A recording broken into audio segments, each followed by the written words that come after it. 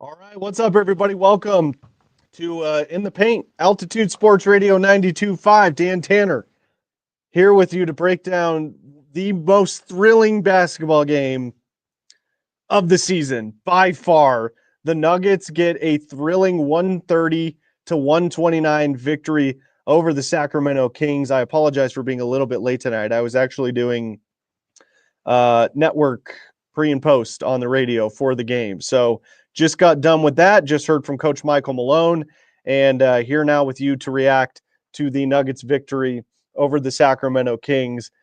So much to get into here on the post game show. Obviously, as always, please feel free to leave your comments. I'd love to share those on the screen and chat with you about tonight's game and just what was one of the wildest basketball games I've seen from the Nuggets in quite some time. So let's just kind of start this from the beginning here.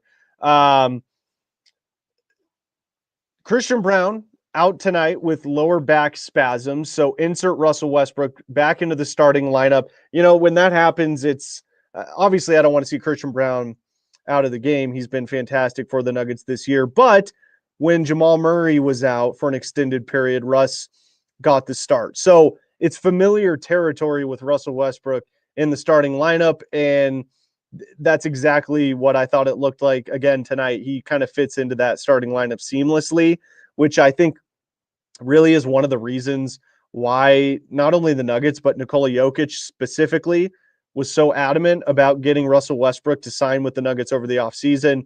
He is a great spot starter for the Nuggets. So no CB, insert Russell Westbrook.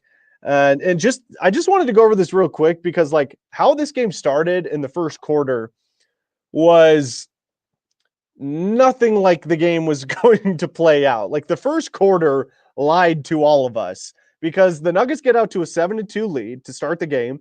The Kings have to call a timeout less than 2 minutes into the game. Okay, so get back from the break. Now the Nuggets go up 18-6 and force another timeout by Sacramento just under 8 minutes to go in the first quarter. So the Nuggets forced two timeouts by Sacramento in less than 4 minutes into the basketball game and take an 18-6 lead. It looks like this was just going to be an absolute blowout. At that point in the game, the Nuggets were dominating by every metric. They were out rebounding the Kings 12-1 to start the game. They were outscoring the Kings in the paint 14-2. Aaron Gordon dominated the first quarter. He had 14 points in that first quarter with 5 minutes to go in the first, and then he gets pulled out, and the Nuggets lead 41-21 after the first quarter. That was the most points in a first quarter this year for the Nuggets. So on to the second quarter. DeAndre Jordan starting at the 5 again. Now, Dario Saric is dealing with an ankle injury, and the good news is reports are saying he's getting better. We'll see if he even plays when he gets back, but DJ starts the second, and then the Kings started to kind of go on a run. They get the lead down to 54-40 with Nikola Jokic off the floor. Jokic comes back in, and that's typically when things start to turn around for the Nuggets, when Nikola Jokic re-enters the basketball game. That didn't happen tonight. I thought, honestly, give credit to Domantas Sabonis. He was phenomenal on both ends of the floor tonight. This was the most bothered I think I've seen Nikola Jokic on the offensive end of the floor by any player over the last couple of years. He was having issues getting to his spots when guarded by Domantas Sabonis tonight. So credit to Sabonis. I thought he was absolutely fantastic for the Kings tonight. He's a great player. He is what I would call, Scott Hastings calls Dario Saric Jokic light. I think the real Jokic light is Domantas Sabonis. He is fantastic, and he was really, really good again tonight. So he was kind of bothering Joker. Like Joker, this was a weird game for him as well because he just couldn't get things going offensively. And it wasn't a game like we saw the other night where Joker just, you could tell, was against the Clippers on purpose, was trying to just like get his teammates involved. That I didn't think that was the case tonight. Joker was trying to score the basketball. He just was having a tough time for whatever reason against Domantas Sabonis tonight, and he really held Nikola Jokic in check as far as scoring the basketball goes for the majority of this game. And then issues that have been plaguing the Nuggets all season long started to pop up. I thought they started to defend really poorly in that second quarter after giving up only 21 points in the first. They started turning the ball over like crazy. And it wasn't the thing that bothered me most about the turnovers tonight was it wasn't errant passes. It wasn't, just really bad decisions. It was like on dribble handoffs and short little passes at the top of the key, and the Kings just kept picking them off. So it was just a really weird sort of game tonight in regards to the turnovers for Denver, because it wasn't like their typical turnovers usually go. It was turnovers, like I said, at the top of the key, and it's just a little handoff gets fumbled and away go the Kings. And in fact, it happened so many times in that second quarter that the Kings were outscoring the Nuggets 15-4 in fast break points in the second. That is a symptom of turning the ball over way too much with no defenders behind you. So those are some of the issues that plagued the Nuggets in the second. They give up 47 points in that second quarter to the Kings after giving up only 21 in the first quarter. That 47 points in the second was the most given up to the Kings by the Nuggets in any quarter ever. That was the most points they have allowed the Kings to score on them in a quarter in the history of the NBA. So, but thanks to the first quarter, the Nuggets still had the 75-68 lead going into halftime. And then we go to the third. Same issues kept popping up in that third quarter that plagued this Nuggets team in the second quarter. Turnovers, way too many offensive rebounds, way too many second chance points for Sacramento. I mean, they were going to cuts on the TV broadcast of Michael Malone, just furious about the effort coming out of the second half. It almost looked like, I mean, I obviously couldn't hear what he was saying, but it kind of looked like he was just sort of cursing to himself on the sidelines at the beginning of that third quarter. And then Jamal limps back to the locker room with about 3 minutes to go in that third quarter after really struggling shooting from the field. And then he comes back like just a couple minutes later at the end of the third, gets into the game, doesn't do a whole lot. And the Kings lead 103-96 going into the fourth quarter. Now, this is where the game really got interesting. So Nikola Jokic comes back into the game about midway through the fourth with the Nuggets down 111-107. So they're down by 4. Joker re-enters the game.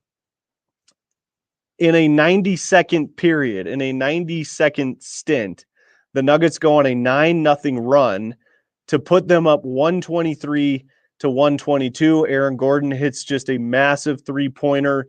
And then Jamal Murray, the two-man game between he and Joker. I tell you what, I've been talking about earlier this year, not even that long ago, just like a week or so ago, about how it looks like the two-man game had sort of disappeared between Nikola Jokic and Jamal Murray. Well, I'll tell you what, that was back tonight. I mean, that's all they ran in the fourth quarter was the pick and roll action in the screen game between Jamal Murray and Nikola Jokic. And it really, really reminded me of just a couple of years ago in the Nuggets playoff run. It was unguardable. The Kings had no answer for the two-man game between Nikola Jokic and Jamal Murray. Jamal hits a jumper, puts the Nuggets up 130-129 with 8.6 seconds left to go. Kings get the ball. DeRozan fumbles it. Thought the shot he took near the baseline, the little 4-foot floater or whatever it was going to go in. It rolls off the rim. Nuggets win the game. So just an absolutely crazy game between the Kings and the Nuggets tonight.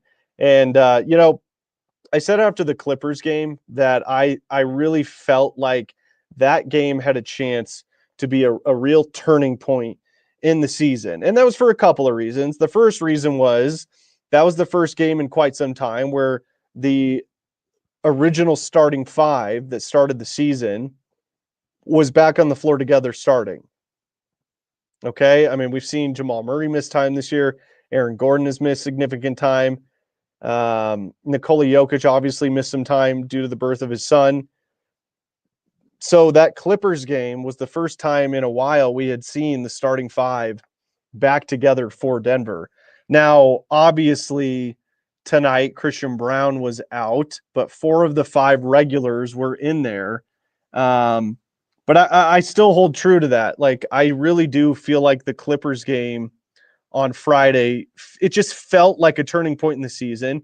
And one of the other reasons I thought it felt like a turning point in the season was because Jamal Murray, not looking at the box score, not looking at his stats, just watching him play the game, in my opinion, looked like the Jamal Murray we're accustomed to seeing. Because let's be honest, to start this season for the first month and a half or close to 2 months, Jamal Murray had not looked like the Jamal Murray of old. And again, this goes back to all the way back to the playoffs against the Timberwolves last year and over the summer in the Olympics with Team Canada.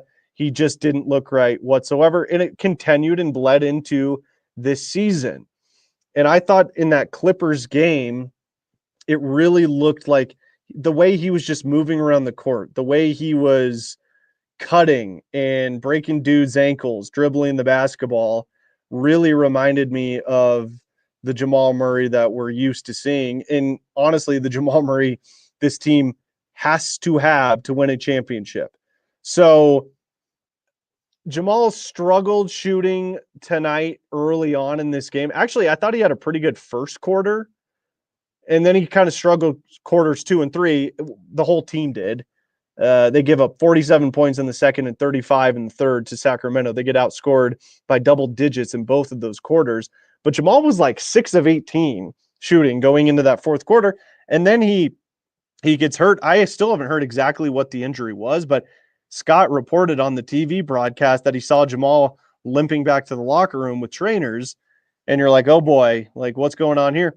And then just a couple minutes later, he's back out there to end the third quarter. And then in the fourth quarter, Jamal just went nuclear. Now, like that is the Jamal Murray that we're used to seeing take over a basketball game, especially in the fourth quarter. I think he scored 15 or 17 points in that fourth quarter. He finishes the game with 28 on 11 of 26 shooting and 4 of 8 from distance. His 3-point shot looks like it's rounding into form. Great sign for the Nuggets and Jamal Murray, because like I said, they're absolutely going to need him to play like this if they have any hopes of winning a title this year. So, wow, what a win for the Nuggets. Russell Westbrook, again, I thought was an absolute menace on the defensive end.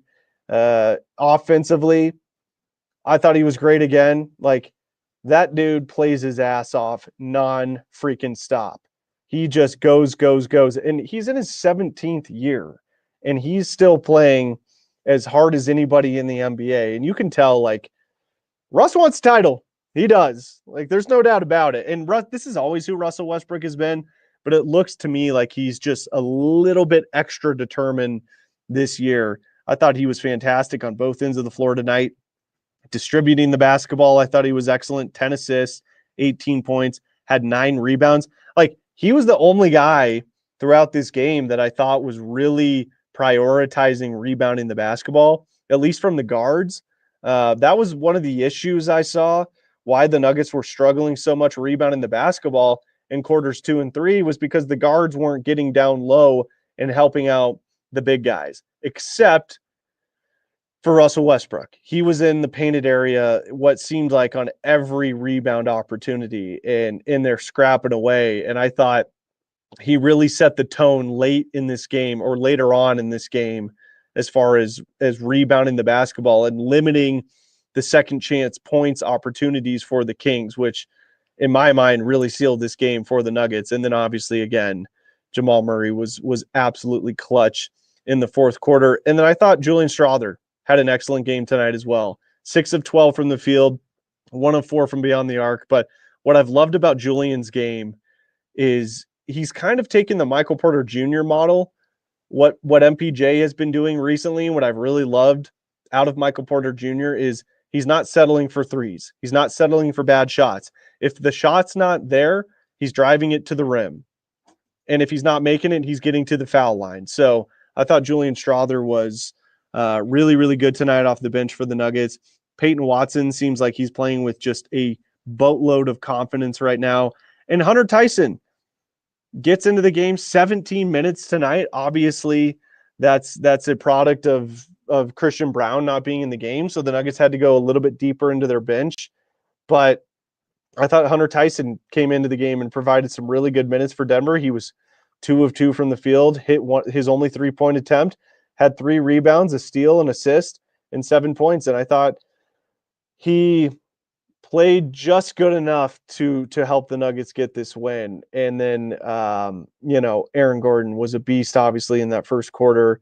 And Malone said it after the game, like, the Nuggets have a true bona fide power forward in Aaron Gordon. And he was just, I thought, spectacular tonight on the offensive end of the floor. So excellent win for the Nuggets. I want to get to some of your comments here.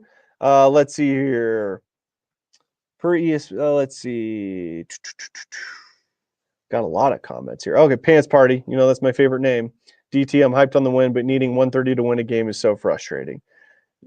I mean, I get it. And the Nuggets, I believe, have yet to lose a game this year when they allow 120 points or less. Like, how crazy is that?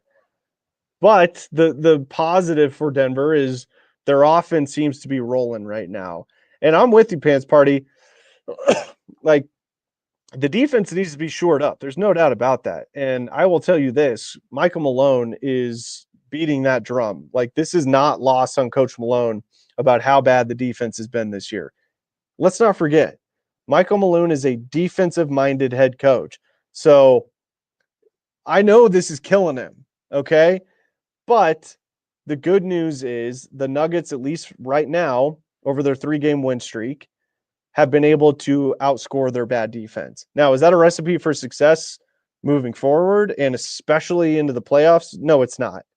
But the Nuggets don't need to be a top 5 defensive team in order to really compete for a championship. They just need to be in the upper half, okay?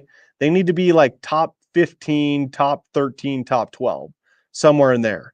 And that's good enough. That can help them win a championship. I think they were like right around 10 or 11 in their title year on the defensive end. Now, what the Nuggets did really well on the defensive end the year they won the title was they were the best clutch time defensive team in the NBA. Meaning, I think it's like an under 10-point game with less than 5 minutes to go. That's how they measure clutch time defense in the NBA. Well, the Nuggets were number 1 the year they won the title. So I thought the defense overall was atrocious tonight. I thought the turnovers were atrocious. I thought the second chance points opportunities for Sacramento was atrocious. But when it counted, the Nuggets did make some stops there towards the end of the game. They got a couple of kills, which means they got 3 stops in a row. That's called a kill in the NBA.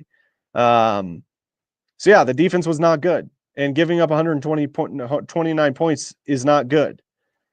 But the defense did kind of lock it down when it mattered at the end, towards the end of the game. And I got to say, like, Sacramento, their starting 5 might be almost, it's not quite as, but almost right there with the Nuggets starting 5. They have a very, very good starting 5 in Sacramento. In fact, the Kings and the Nuggets, the way their rosters are built are pretty similar. I mean, the starting 5 of Sabonis, DeRozan, McDermott, De'Aaron Fox, and Malik Monk, that's a great starting 5. And their starters came to play tonight. They also kind of have the same issue the Nuggets have on their bench. They're not getting a whole lot of production on their bench. In fact, they get 12 points from Keon Ellis, 2 points from Isaac Jones, and that was it.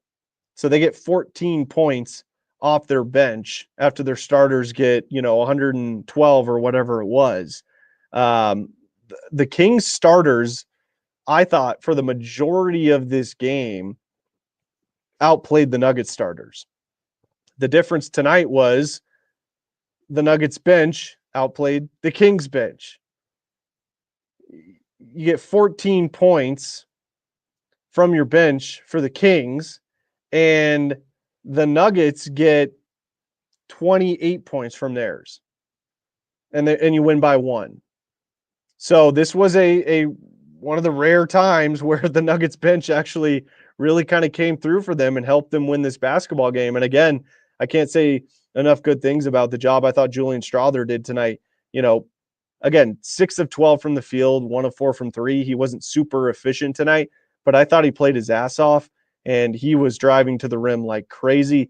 And the confidence in Julian's shot is something that I think has really, really improved over the course of this young season. He is not afraid to fire that basketball anymore. And I would say he wasn't afraid to do it earlier on in his career, but he's picking his spots better now than he was last year and early on this season. I think that's where he's really starting to grow as far as his shot selection goes. And I've said the same thing about Michael Porter Jr. That's something I think he's really improved upon as well, is his shot selection. Not necessarily the volume of shots they're taking, but the quality of the shots, and if they're open looks or not. And if they're not open looks, they're typically driving to the basket. So as much as I've criticized the Nuggets bench this year, and as much as it's been frustrating for the fans, I get it. They really kind of came through and helped the Nuggets pull out this victory tonight. All right, let's get to some more of your comments here. Let's see. Andon, Nuggets dominate, then give up 40-plus points, lose momentum, then rely on clutch plays for Murray, Jokic, and that stuff is just not sustainable. Passing just fell apart in third and fourth.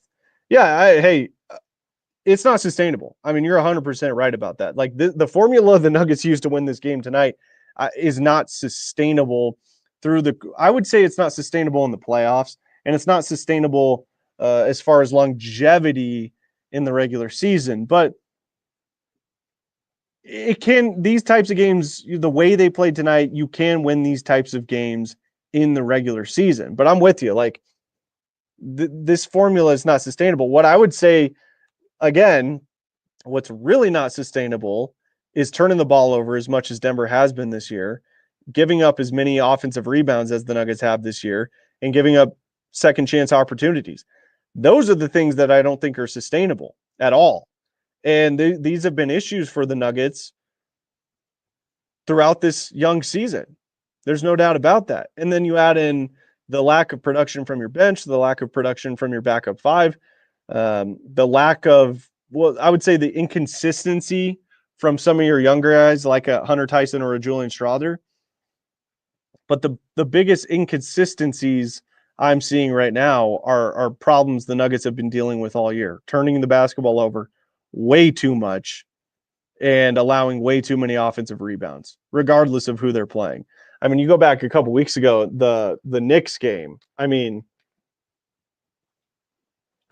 that was a classic case of kind of who the Nuggets have been this season. Same issue that we saw tonight, except the Nuggets were good enough on the offensive end to overcome those issues. So good post there from my guy Andon. I hope I'm saying that right. Pants Party, Kings fast break points were a problem.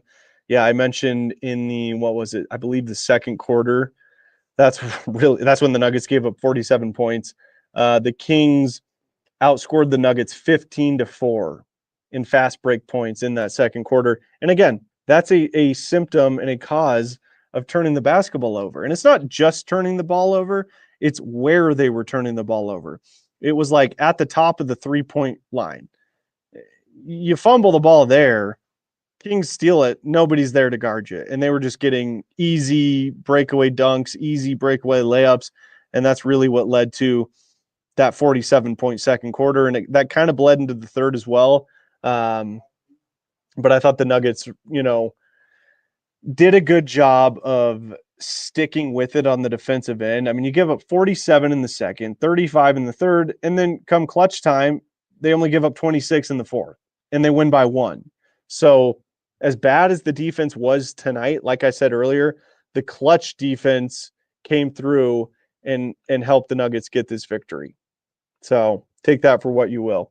Let's see here. Brandon says vintage Jamal tonight. Absolutely, Brandon. I mentioned that earlier. That fourth quarter, him taking over was absolutely vintage Jamal Murray. And again, this is something I've seen 2 games in a row now. I really liked his game against the Clippers on Friday night.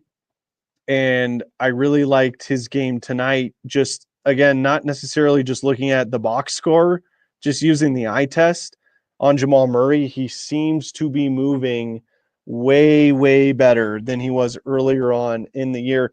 And, he had, 10 days off earlier this month. Maybe that helped him reset physically and mentally, or whatever the case may be. But over the last 2 games, Jamal has looked like the Jamal Murray of old. And honestly, I was expecting Jamal to come back to some degree.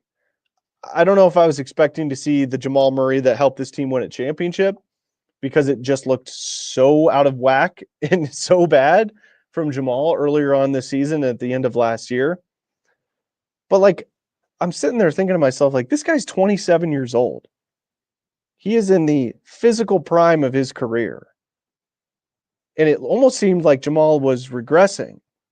That to me was what was so weird about the whole thing. The fact that Jamal was almost looked like he was regressing, not progressing in the prime of his career. But over the last 2 games, it's starting to look like Jamal is returning to form. Just the way he's moving on the court really seems to be a positive sign. And again, like I said, the Nuggets are going to need this version of Jamal Murray if they have any chance of winning a championship. All right, let's see here. Kevin says Jamal has plantar fasciitis.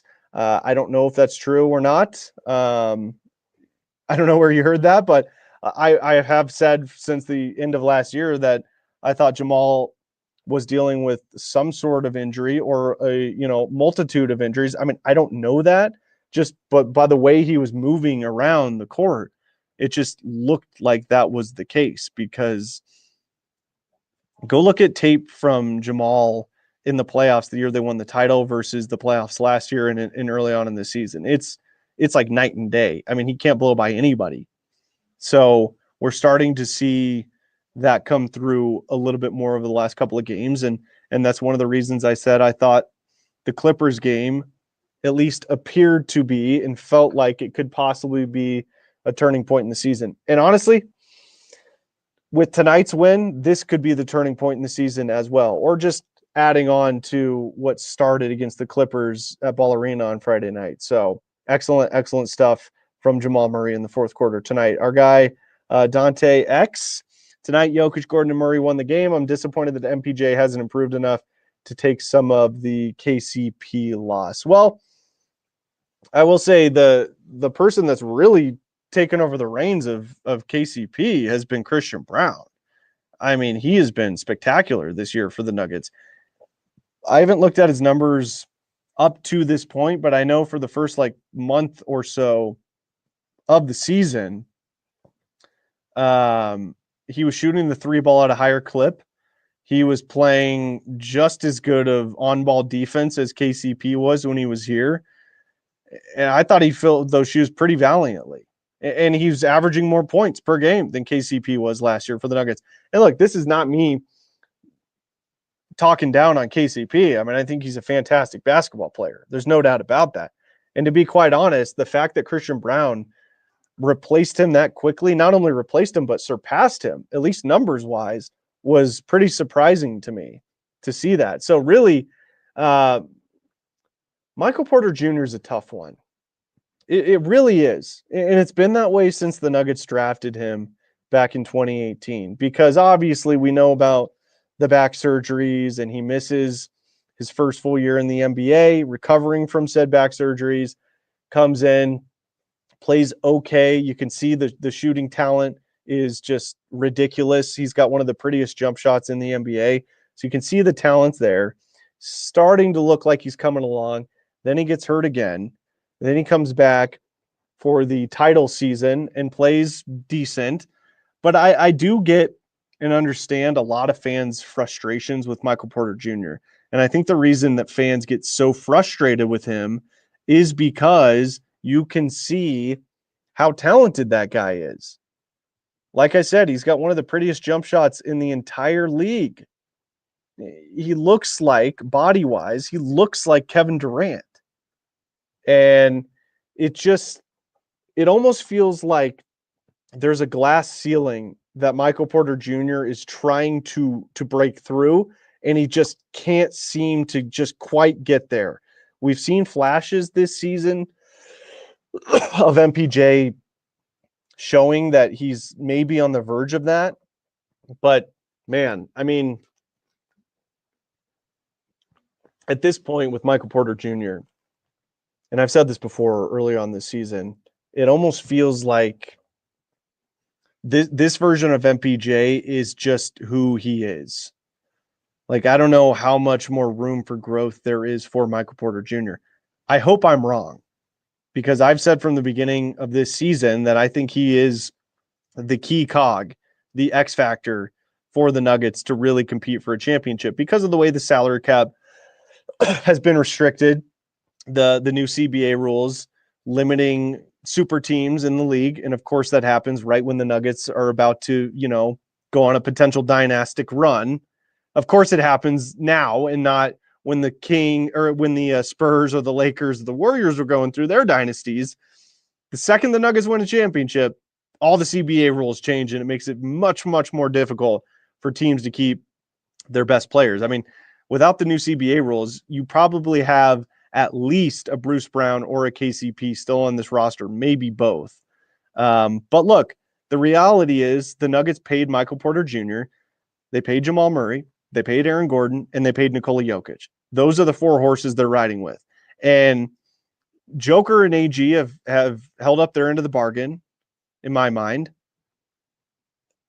Jamal he just signed his new contract, so we'll see if he holds up his end of the bargain. So far this year, I would say he hasn't, but performances like tonight are where you can say, okay, I can see where the team was coming from, and they've seen him perform at a really high level in the past.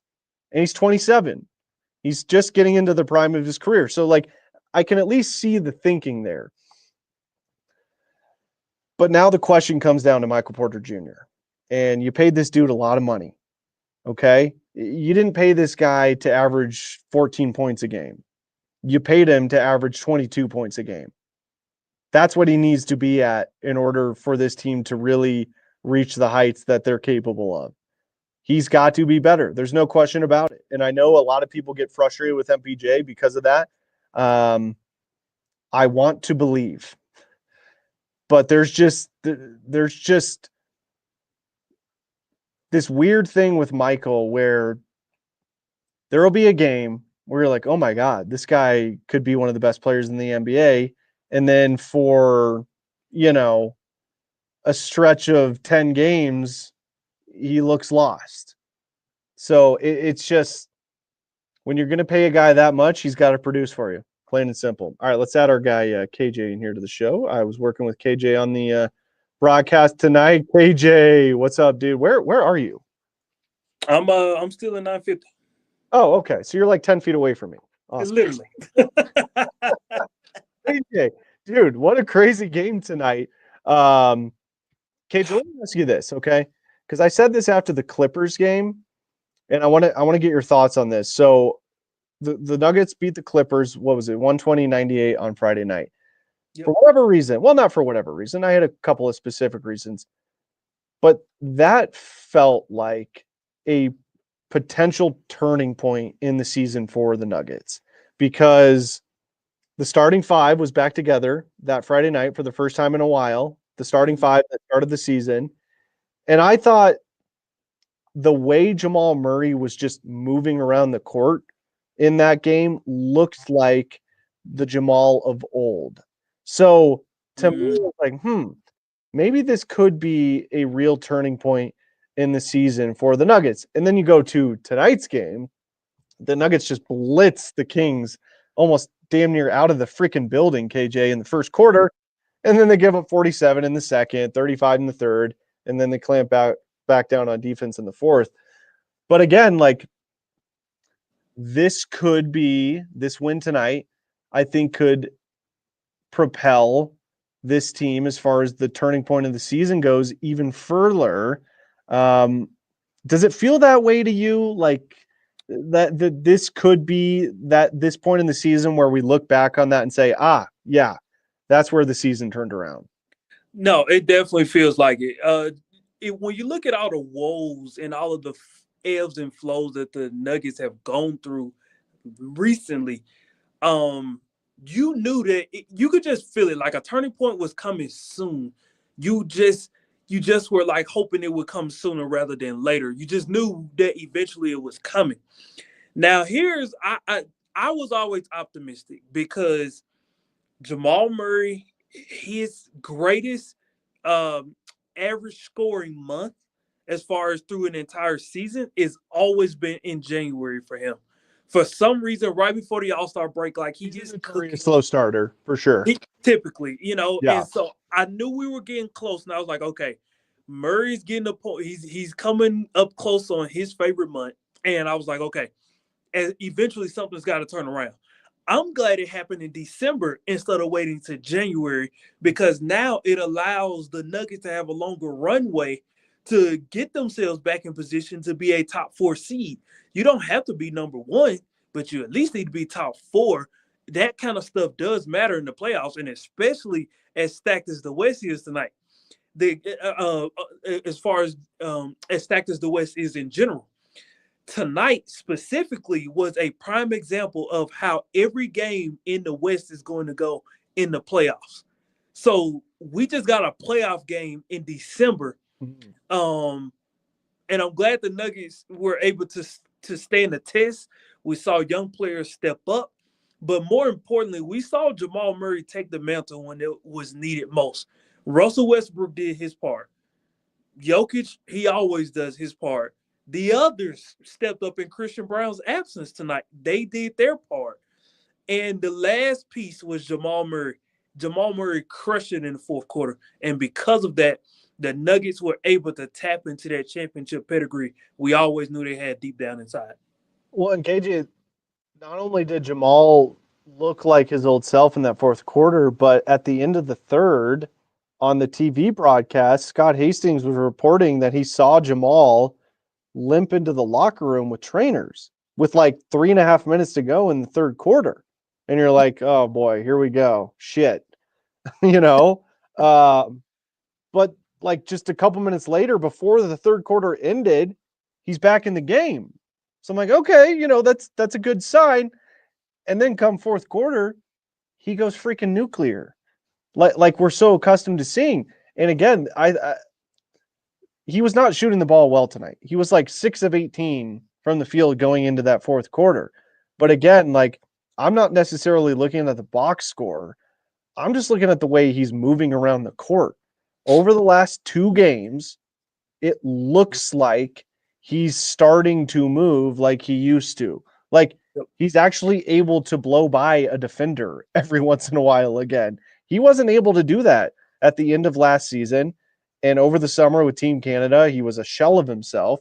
And for the first month of the season, he just didn't look right. So what's encouraging to me is just how it looks aesthetically, how he's moving on the court over the last 2 games.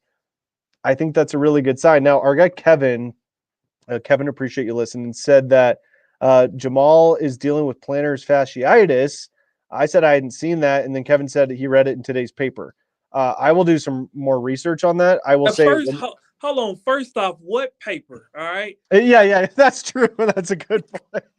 It's 2024. Let's not play these little mind games here, Kevin. Okay. Was it from the KJ Granderson Gazette? Like, what are we talking about here? But it wouldn't shock me, okay? Because just the way he's been moving around, it's like, man, just didn't seem right. But he gets, an extended time off, and the last 2 games he's been back, he's looked like the Jamal Murray of old. And KJ, I'll tell you what, man, if they don't get a prime and ready to go Jamal Murray, like we've seen over the last 2 games, this team has no shot winning a championship. If they get Jamal Murray of the championship year, the playoff Jamal Murray, for a consistent, prolonged period of time this season, they can absolutely win a championship. Now, it's only 2 games. Like, I get it. But it is a positive, is it not? It is. And I think it's the constant thing that we'll continue to talk about as Jamal Murray continues to look like Jamal Murray. Um, you know, what was the moment where we were able to kind of see the incline, right? And so uh I think this we're looking back at this moment as a moment where it was all about Jamal Murray being able to take that next step, not just for the sake of the team, but for his own confidence. Like, I don't think we talk about enough how important that time was he had when he took the Washington game off in the Atlanta game. I think that gave him a moment to kind of see the court differently. It kind of gave him a minute to kind of actually rebalance and see, okay, where do I fit in this puzzle? Uh, and I think it all plays a part into the total maturation of the season. Um, Here in December is usually when you kind of see teams, once we get past the NBA Cup, start to really put their foot on the gas, excuse me, and they begin to really start to ascend. Well, the Nuggets know they're done with the NBA Cup. They don't have to worry about an NBA Cup anymore. Now they can just focus strictly on basketball. And I think we're kind of seeing a combination of Jamal was able to get some time off combined with putting the NBA Cup behind him. That I think this is the real reason why we're kind of starting to see that knob turn just a little bit. That's interesting. I hadn't. I mean, I did talk about like a good mental reset for Jamal as well, but I never really thought about it from like a confidence perspective, like you had mentioned. And that's something that you're right. I don't think we really think about it that way as fans too much, because to us these guys are just sports robots. You know what I'm saying?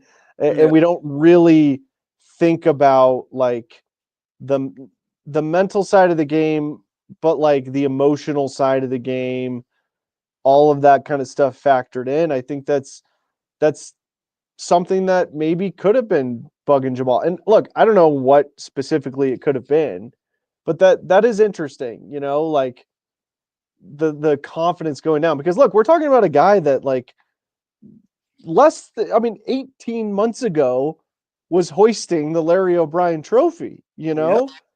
and it's pretty wild to think of like, man, in a catalyst, not a role player, not a bench player, not the 12th man, not the 10th man, Yep. a catalyst in winning a championship. They don't win that championship without Jamal Murray. But No it's doubt. really interesting to think about it that way of like, you know, even with all that being said, KJ, like maybe you did lose a little bit of confidence. You struggled at the end of the playoffs last year.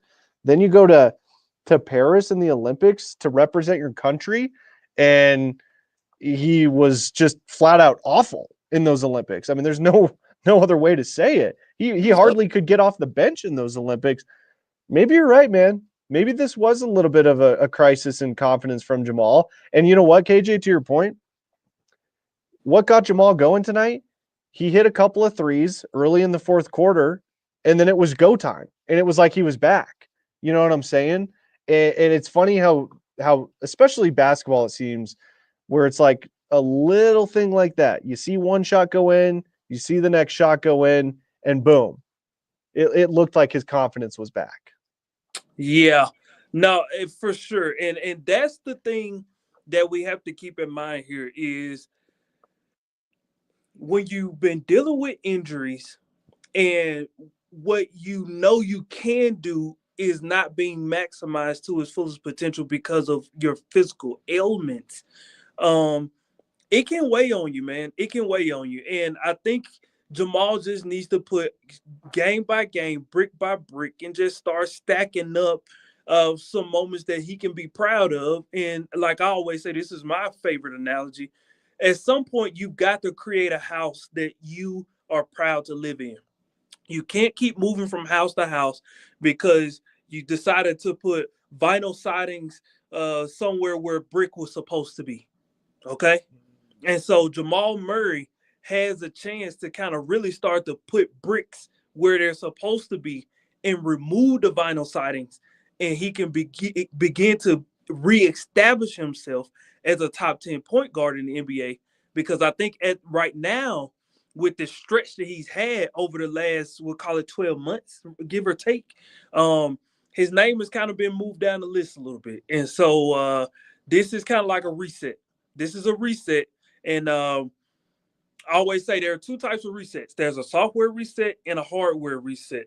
And I think this was kind of like a hardware reset where now Jamal gets to kind of just breathe. Okay. All right. I'm good. I'm good from the inside and outside. I'm good now. And we get a chance to really see him fly. Can you go into that a little bit? That's very interesting. Like, what's the difference between a software reset and a hardware reset in your mind? Like, what are those? What do those two things look like? No, absolutely. Well, simply a hardware reset is okay.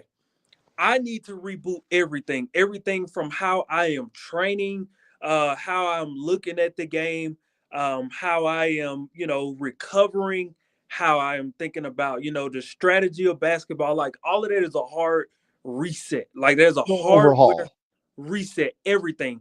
Yeah. But software is you just asking the questions internally. Okay, where am I? Am I confident right now? Is my game where it needs to be? How do I get it back to where it needs to be? The software reset is asking the questions. The hardware reset is you going about the process of figuring out how do I get to a place where I can answer the questions. Interesting. So where do you think? So do you think it's like you said? Would you say it's a software or a hardware reset for Jamal and what he's been dealing with? I think he just went through a hardware reset. Really? I think he was able to kind of sit down.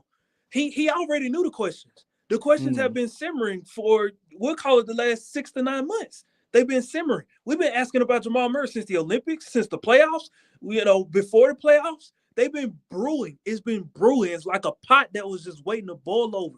And it finally came to a place where he was like, dude, I've got to sit down and I've got to figure this thing out, because if I don't, I am going to be blamed for why the Nuggets don't win a championship. I am going to be responsible for why the Nuggets don't maximize this window. That's part of the hardware reset. And if he didn't do it, he knows that at the end of the day, it was going to come on him. They can't trade him. They can't trade him. Yeah, especially after signing a huge contract over this offseason. Exactly. So he knew it was going to come to this at some point. So it was either do the hardware reset in season, because I didn't have the time to do it in the off season, or I was going to continue to face criticism and my confidence was going to continue to take a dip, and it was going to cost the Nuggets in long-term success. And he knows that the fans and the media will ultimately blame him. So the hardware reset was now.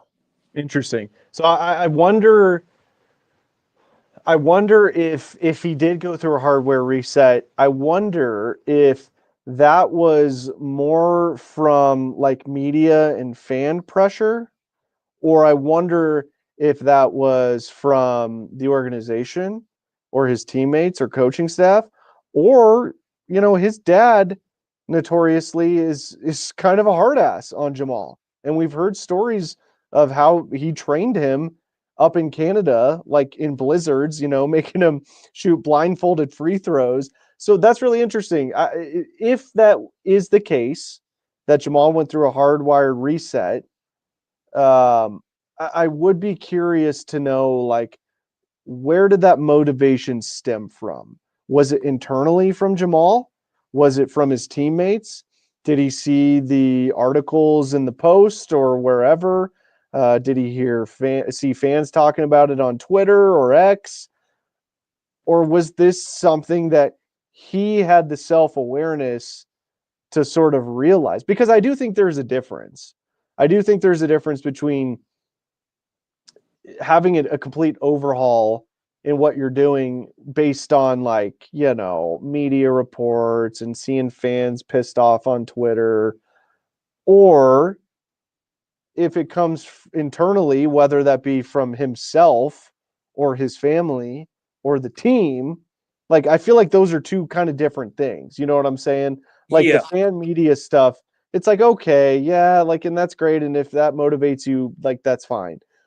But I think it is more real and effective if it comes like from inside yourself. Does that make sense? yeah. That makes total sense, DT. First off, I agree wholeheartedly with what you're saying. I think it was a I think it was a transformation. I think if you go back to the playoffs and the Olympics, it was the criticism he was hearing everywhere he was going. It was the questions being asked. It was the way the media was asking the questions. And I think from the outside, he was feeling the criticism, but that criticism was like, okay, I just got to continue to keep my foot on the gas. I'll prove you guys wrong at some point. And then we saw a transition, and the transition opened the door for the transformation to where we saw Jamal Murray go from a place of, I'm going to prove y'all wrong to, man, I got to do this for me. Mm. And I have to prove that myself right. exactly, I that's have to prove internal. that contract right. Well, exactly. That's internal though. Right. Nobody can get you there. Only you can. Only you can really go through the thinking and the process and the feelings and the emotions of what it takes to get back to the mountaintop. And he knows what he had to fight through to come back from the injury. He knows what he had to fight through to get the contract. And it's just like, okay, at some point the switch has to flip. And we knew it would come, but it came when he took all of the pressure off of himself from trying to prove everybody wrong to just living from a place of, I got to get back to playing basketball for Jamal Murray. Yeah. Yeah. No, that's excellent. I really hadn't thought of it that way. And I will say, to kind of add on to that, you know, I've heard, I won't say who, but people around the team that, Nikola Jokic is notorious now for getting workouts in after every single game. Like he goes straight to the gym in the arena and lifts weights. That's why he's always so late to his post game press conferences. He's not dilly dallying on his phone. He's lifting weights. Yep. And I have heard that when when the game's over, like Jamal does his obligations to the media or whatever, and he's out of there. Yep. So I do wonder. It's got to be tough when like you're the best player on your team, the best player in the world, an all-time great, is putting in the work like that, and you're not following suit, and then your game starts to decline. That probably was part of the wake-up call for Jamal. I mean, again, I'm just kind of guessing here on that. I don't know that. I'm not guessing on the him leaving after that. That I know, but I would be really, really interested to talk to my Nuggets source to see if Jamal is changing his post-game routine. Like, is he getting a workout in after the game? Because KJ, let's Yeah. be honest, man. There's no doubt about it. Jamal came into the season out of shape. Like, There's I no mean, way just there's no way around it. just look. It's and if you don't believe me, just look at a picture of Jamal from like 3 seasons ago to the beginning of this year. It's pretty significant. I mean, he was like cut up and in really great shape a couple years ago, and part of that was probably he was working his ass off to get back from his torn ACL. But he looked out of shape coming into the season. He did. There's no doubt about that. So you've got to wonder if part of the reset you're talking about is him understanding that he has to take care of his body all the time. And he cannot come into the season out of shape like that because we're going to see him perform the way he was performing over the first month and a half of the year. And after what was it, 10 game absence or 10-day absence, whatever it was, after he missed the Washington and Atlanta game with the hamstring, he looks like he's getting back into better shape. And it's translating to the court. So I don't know. You just got to wonder if that's part of it as well. No, I definitely think so. I think it's all a part of it. And when you check with your nugget source, you get back to me. Because I do think that's all playing a part into it. Yeah. I think I think he was able to kind of sit back and really look at how other guys train. Like I said, man, and I'm guys, I know I sound like a broken record when I say this, but I'm gonna keep harping on it because it's true. Russell Westbrook will not be outworked. Nikola Jokic is the best player in the world. He will not be outworked. You guys have to understand that. And In until all Jamal, facets. In all facets, not in just all on the court, facets, in everything else. yes, it's just an absolute fact. And I think Jamal Murray, for the first time, has somebody who will go alongside him and actually not just be his friend, but will push him as a brother. And I think we're kind of seeing some of the evidence of that. I think we're finally seeing Jamal Murray cave into the fact that he is actually leaning into the brotherhood that is basketball. And we're kind of seeing it actually come to fruition right before our eyes. And I don't want to over harp on it, but if you guys think for 1 second that Jokic and Coach Malone didn't have this in mind when they brought in Russell Westbrook, don't be mistaken. Please don't. Like I want you to be a part of smarter bringing him basketball in, fan. part of bringing Russ in was to not only push Jamal, but in a way to hold him accountable. Right? Right. Interesting. Yeah. Well, I'll tell you what, man. Like we've always known this about Russ because this is who he's been since he's been in the NBA, but we're really starting to see it close up and personal now that we're watching him every single game. Have you seen that guy take a possession, a single possession off No. this year when he's been on the floor? Nope. I haven't.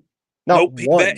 He values the majority of the possessions he values, and um, he's always trying to make the best play, even when sometimes it may be a crazy, costly turnover from time to time.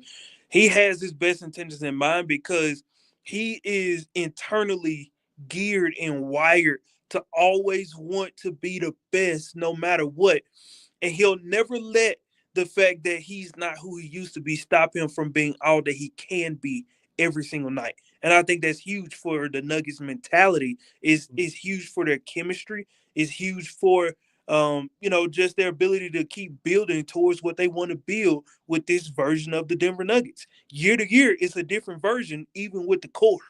And so we just gotta kind of wake up to that fact and like you said, Russell Westbrook won't change for anybody, and that's what makes Russell Westbrook Russell Westbrook. Yeah, and I think with Russ being the way he is on the court, I think Jamal probably understands KJ that when he's not doing those things, it's even more glaring. Seeing, and we're talking about a dude that's been in the NBA for 17 years, right? Like Right. this guy, I mean, if Russell Westbrook wanted to take a playoff here or there, of course, I wouldn't be super stoked about that, but it would be kind of understandable. The dude's 36, 37 years old, whatever he Right. is. He's been in the league forever. Um, but he's not going to do that. So, and I'm not even talking about just Jamal specifically. If anybody on the team now takes a possession off or a series off or a quarter off or a game off or whatever, it's going to be extra noticeable Yep. because of the effort that Russell Westbrook has on every possession. And I will say, I think Russ is more motivated than ever in his career because he understands his time is coming up sooner rather than later.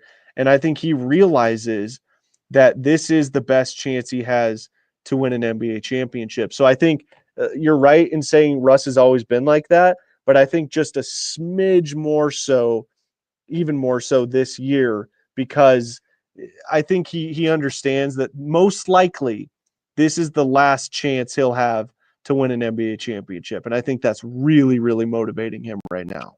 Yeah. I couldn't agree more. Um, I think Russell Westbrook is kind of like the how can I describe this? He's like the bridge between uh where you want to be versus the reality in which you will have to come to. And what I mean by that is Russell Westbrook knows this is his last best chance to get a championship. I think after Russell Westbrook, I don't know where you get someone who has that hunger, that motivation, that drive to want to win no matter what. I don't know where you find it. I don't know if you ever find it again from a role player like that. And I think because he is grinding, fighting, pushing so hard to make this happen, I think it was the wake up call the Nuggets needed to remind themselves that, man, this window can be closed before our eyes. And Russell Westbrook is the reminder of that. He's on the back end of his career. He's giving it all he's got, but he knows that once he hangs it up, that's it. I gave it all that I had. And it's making Nuggets players around him ask the question, am I giving it all that I have right now so that I can be able to either secure another championship or at least say, okay, we were able to get to, let's call it, 3 Western Conference Finals. I'm going to include the bubble and 2 NBA Finals. And that's all we were able to accomplish. And unfortunately, Nikola Jokic was only able to walk away in his career with 1 championship. If you guys tell me that you gave it your all during that time, okay, I'll be mad that you didn't get more, but I can rest knowing that at the end of the day, you gave it all you had. And that's what Russell Westbrook represents with where he is in this season of life. Yeah. He's the bridge. He's the bridge.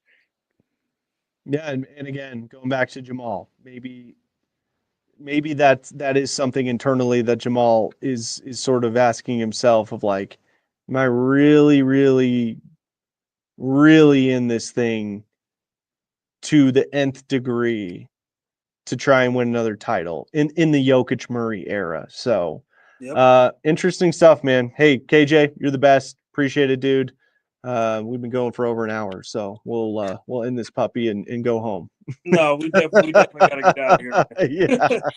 All right, KJ, you're the best. Thanks, man. Hey, man, appreciate you. See you now. All right, there he goes, everybody. KJ Granderson on the show. Yeah, really good insight there and discussion there with KJ about internal motivation versus external motivation, and sometimes even great athletes lose confidence. And you know, as fans, it's hard for a lot of us, myself included, to think about athletes that way, but it is true. And maybe that is something that has plagued Jamal Murray over the last year or so, is his confidence. But looking on the brighter side, like I said, all throughout this show, I am very encouraged with just how he's moving on the court. It looks like he's starting to really turn a corner and be the Jamal Murray that we're accustomed to seeing. And again, they're going to need Jamal Murray to be Jamal Murray if this team wants to win a championship. But hey, what a crazy, wacky game tonight. The Nuggets get the 130-129 victory over the Kings and improve to 14-10 on the season. Really appreciate everybody staying up late with us tonight. Thank you so much. Great win for the Nuggets. And we will be back coming up on, let's see here, Thursday at Portland. And then really, like I talked about this before, really good stretch here on the schedule for the Nuggets. Like game day, couple of days off, game day, a couple of days off. Really good time of the year for the Nuggets to get a little bit of rest, get healthy, get right, and start stacking up some wins. So they've got the Trailblazers coming up on Thursday night, and then they go to New Orleans to finish off the 3-game road trip on Sunday at the Pelicans. And then you've got back-to-back with the Suns the following night here in Denver, and then back to Phoenix on Christmas Day to play the 8:30 p.m. tip-off game. I will be working that game. No post-game show that night. If you're all up that crazy on Christmas night, you're crazy, but we'll be back for the post-game show coming up on Thursday against the Portland Trailblazers coming up at 8 o'clock. You can hear the pregame right here on Altitude Sports Radio 92.5. Until then, we'll see you then. Thanks so much, everybody. Have a great night.